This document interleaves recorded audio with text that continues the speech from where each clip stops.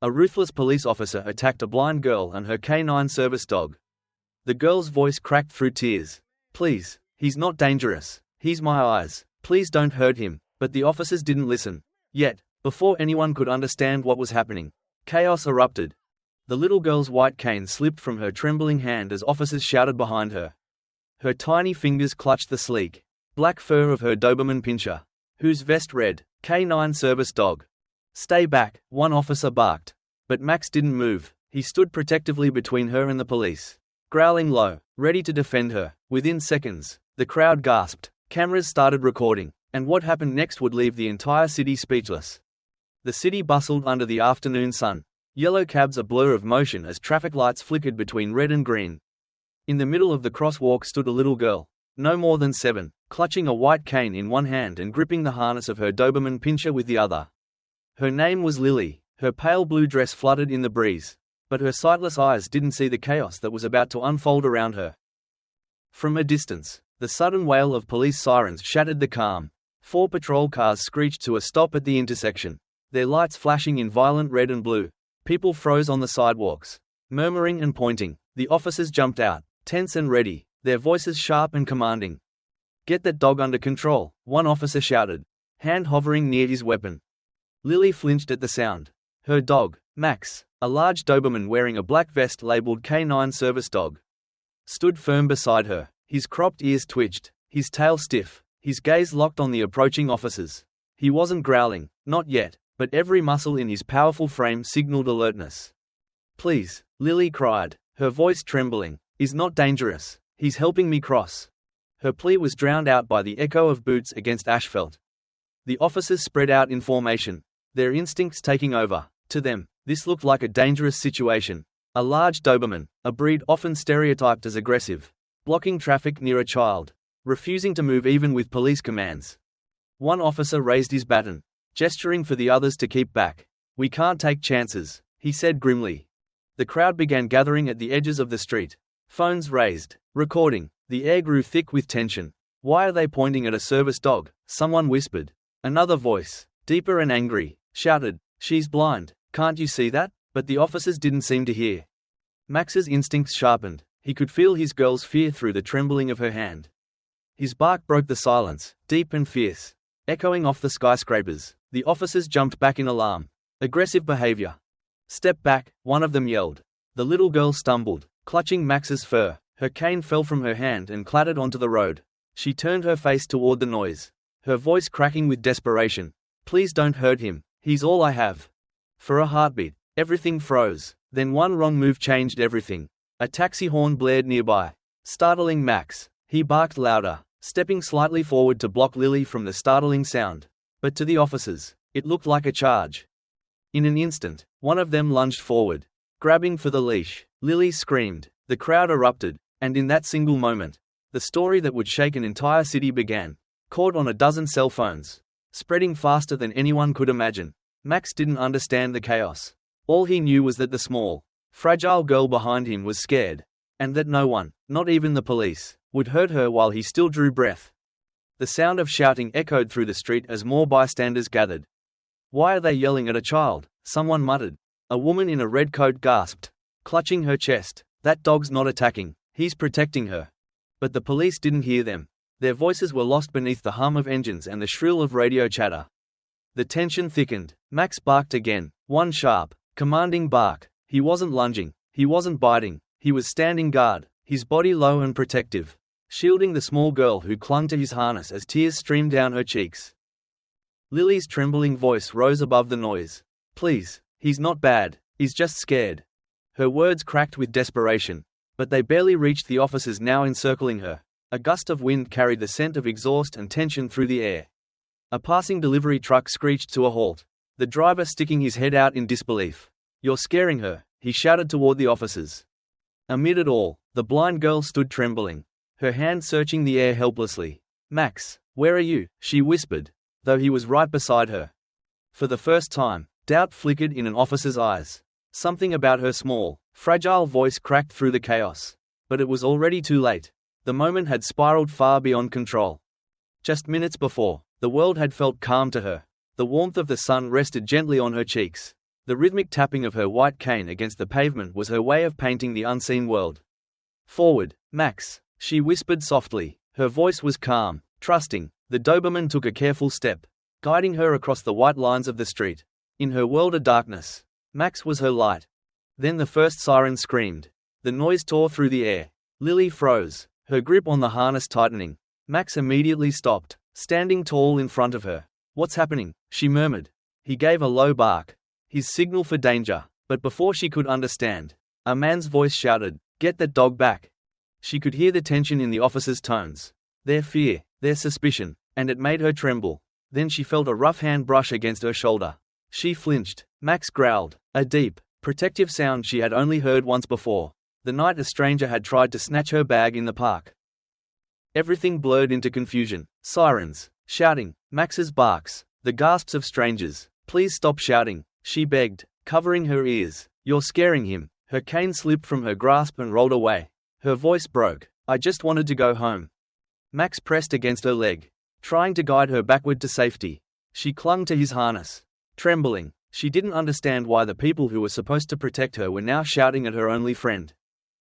The officers moved in cautiously, forming a semicircle. "Ma'am, step away from the dog," one of them ordered. I can't," she stammered. "He's my service dog. He's helping me." The officer exchanged glances with his partner. "We've got a K9 vest on the dog," he muttered into his radio. "But he's not responding to commands." To the untrained eye, Max's protective posture looked threatening. One officer stepped closer, baton lowered but ready. "Easy, boy," he said carefully. "Sir, don't," shouted another officer. "He's showing teeth." The bark that followed wasn't an attack. It was a warning, but to the officers, it sounded like a threat. "Take control of the animal," someone yelled. A nearby officer tried to grab Max's leash, but the Doberman twisted away, pushing Lily back with his body. He was trying to protect her. Dog resisting. Possible aggression, another officer shouted into his radio. From the sidelines, people began yelling, "He's wearing a service vest. She's blind. Stop it." But in the heat of confusion, reason disappeared. Long before the flashing lights, Max's world was filled with discipline and purpose. He wasn't just any Doberman. He was trained by retired military handlers. His most memorable bond was with Sergeant Davis, a retired Marine who'd lost a leg in combat. Davis had taught Max that true service wasn't about aggression. It was about protection. "You don't fight to hurt," Davis would say. "You fight to protect the ones who can't fight for themselves." That lesson stayed with Max. Months later, when Lily first met him, she was shy and unsure. She had recently lost her vision in a car accident that also took her mother's life. Her small hand trembled as she reached out. Max stood still, sensing her hesitation. Then, gently, he pressed his nose into her palm. It was his quiet promise. "You're not alone anymore." He was her courage, her anchor, and even now, surrounded by sirens and shouting, that promise burned bright. He didn't understand the words, aggressive, or dangerous. All he knew was that the trembling girl behind him was scared. His mission was to protect her. Because for Max, loyalty wasn't a command, it was love. The air was thick with tension. A car horn blared behind Lily. Loud and jarring. She froze, startled, losing her balance. Max reacted instantly, lunging sideways, teeth gripping the fabric of her sleeve just in time to pull her back. To the officers, it looked like an attack. "Take him down," someone yelled. The world exploded. One officer rushed forward. Lily screamed, dropping to her knees. Stop it," she pleaded. "You're hurting him." A baton swung toward him. He dodged, stepping back to keep Lily shielded. Then came the sound of a cry. Soft and frightened, Lily reached forward, wrapping her arms around Max's neck. "Please," she sobbed, "don't hurt my dog. He's all I have." For a split second, the chaos paused. The officers hesitated, their movements faltering. Max whined softly, pressing his head against her shoulder. His body shook, not from fear, but from restraint. He could have fought back. He didn't. Just when it felt like the world was about to collapse, a voice cut through the noise, clear and commanding. "Stop, don't touch that dog." The shout came from a man standing near the edge of the crowd. He wore a dark jacket and held up a badge. "He's a trained K9 service dog," he yelled, stepping into the street. "You're making a huge mistake." The officers froze. The man moved quickly. His eyes flicked to the dog's vest. The official patches. "Stand down," he barked at the nearest officer. "That dog's working." Lily tilted her head toward the voice.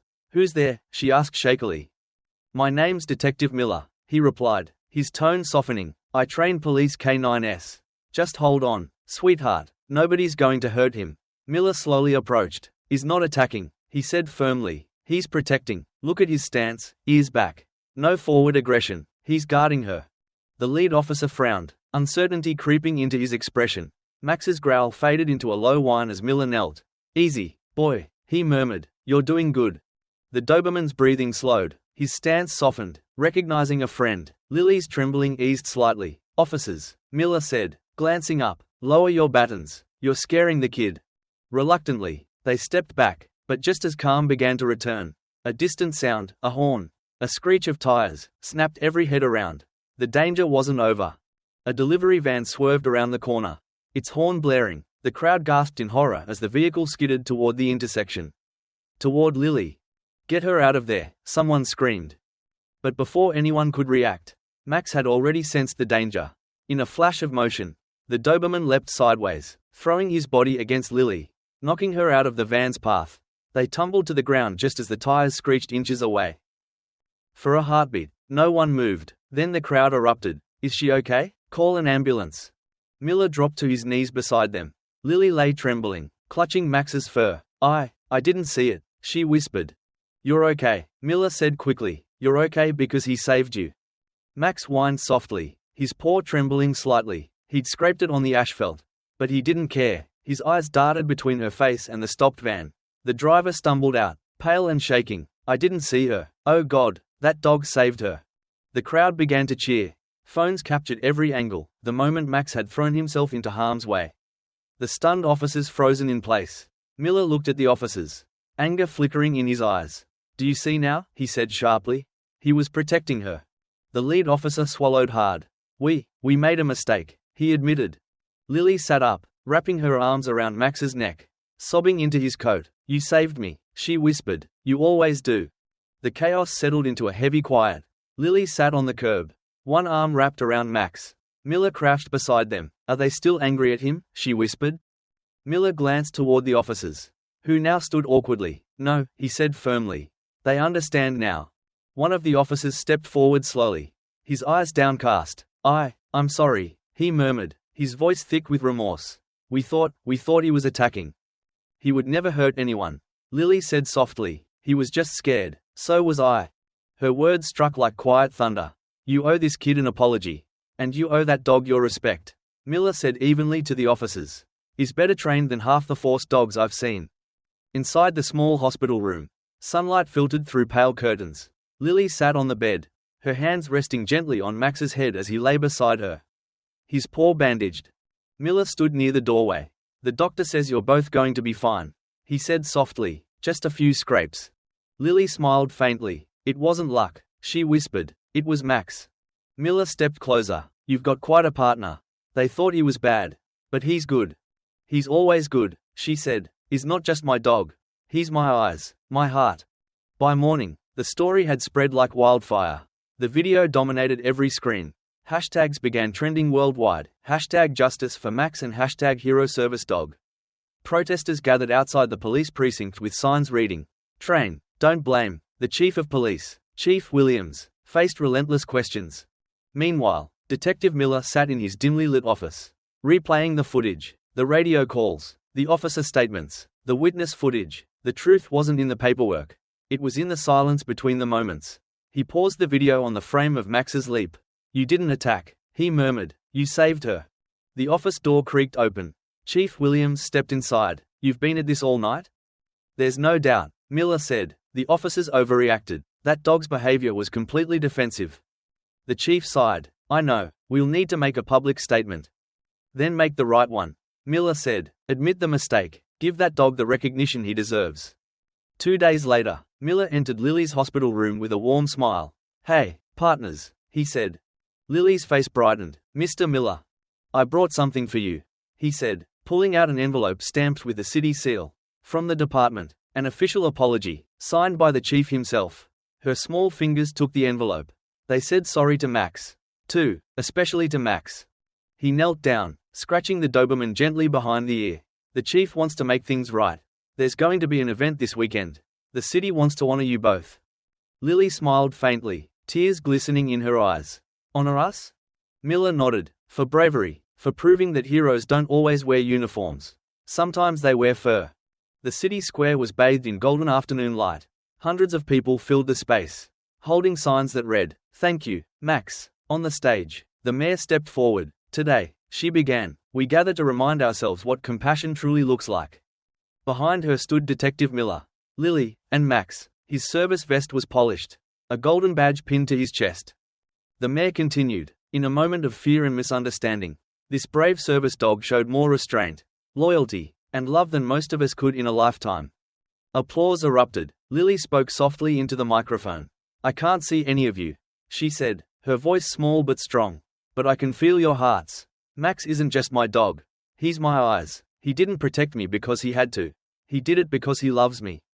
The mayor stepped forward and knelt beside Max, placing a gold medal around his neck, engraved with the words, for unwavering loyalty and bravery. The crowd roared, chanting his name, Max, Max, Max.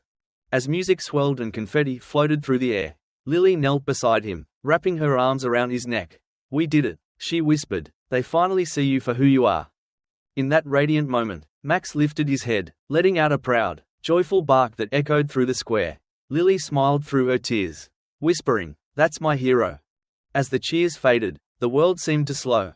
Lily rose, holding Max's harness. Her steps were confident now, not afraid. A reporter called out, do you have anything you'd like to say to the world? She paused, smiling faintly. Yes, she said softly, sometimes the ones we fear are the ones who come to save us. My dog didn't see enemies. He saw people worth protecting. Maybe that's what we all need to learn. As they disappeared into the glow of the setting sun, Miller whispered to himself, heroes don't always wear badges. Sometimes they wear paws. And with that, the story of the blind girl and her canine service dog became a lesson the world would never forget. Loyalty sees no rank, no fear, no prejudice. Sometimes the purest eyes are the ones that cannot see, but never stop believing.